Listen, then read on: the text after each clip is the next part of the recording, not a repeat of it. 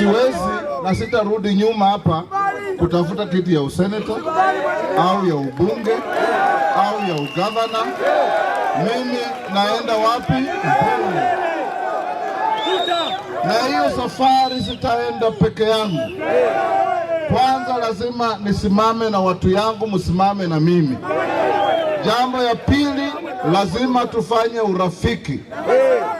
Jamii yetu peke yake, hata tukiwa wengi namna gani, katiba inasema lazima upate 25% in 24 counties.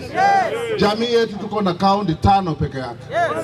Tuko na Trans Nzoia, Bungoma, Vihiga, Kakamega, Busia na tunaongeza Nairobi, 6 counties. Lazima tufanye urafiki na Wajaluo, tufanye urafiki na Rift Valley, tufanye urafiki na Mount Kenya, tufanye urafiki kila mahali.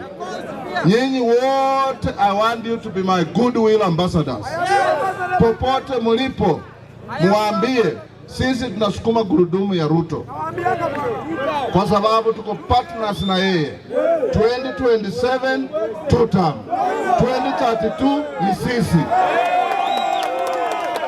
Mnanielewa?